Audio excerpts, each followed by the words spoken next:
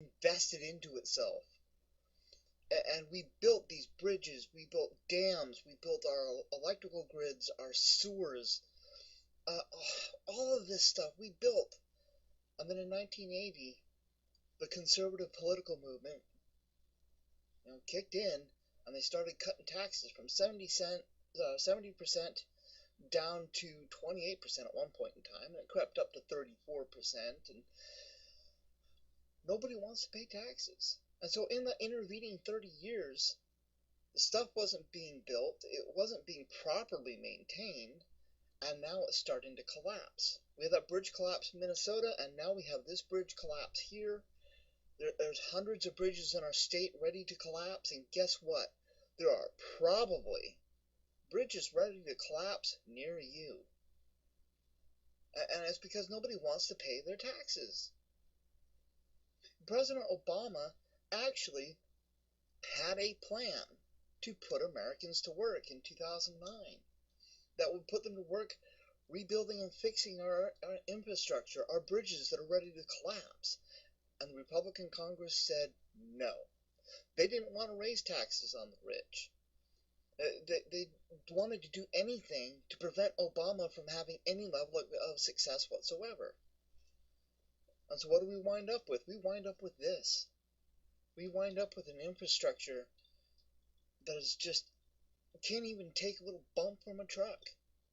I mean, luckily, this river isn't all that deep. It's cold and it's kind of fast, but it's not that deep. What happens if somebody's crossing over a bridge in a deep river and it collapses and you get 20, 30, 40 trucks, a school bus full of kids in the water? That scenario can happen. Our infrastructure is that bad. China and India spend more money on their infrastructure than we do. Most of the world is much more technologically advanced in their infrastructure than we are, because we're busy funneling our money and our resources to the richest 1%, and we're leaving ourselves with shit.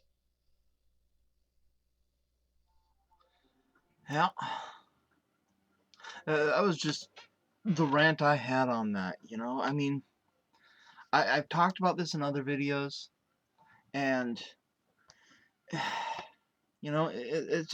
continues to blow my mind how people just aren't getting it.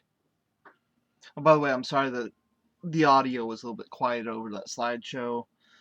It switches to a different mic, and I forgot all about that. But anyways, point being,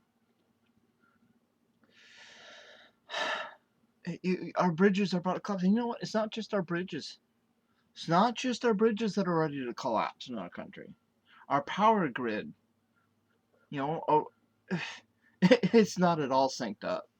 And you could have major half the country blackouts. If the right things fall in the right way, a solar flare comes along, boom, half this country could be out of power for days or longer. A truck hit the wrong power pole and it sets off the wrong switches kicking off, boom, everything goes out. And water mains can be rupturing. I mean, we're rupturing left and right. How many gas lines have exploded into flames, killing people? They're dams ready to fail. They're copper dams. They're just rocks in a mound holding back far too much water. An earthquake, an industrious rabbit, whatever, can just set these things off, and boom, you have billions of gallons of water flooding a neighborhood. You know, none of this stuff is being maintained the way it should. It's not being replaced with adequate structures. None of it. I mean, really, we are a first world country with a third world infrastructure in so many ways. And as we keep hollowing out the middle class, funneling our money to the rich, and the rest of us are poor, and we're being convinced by our politicians to do stuff to screw the poor even more, what are we going to be living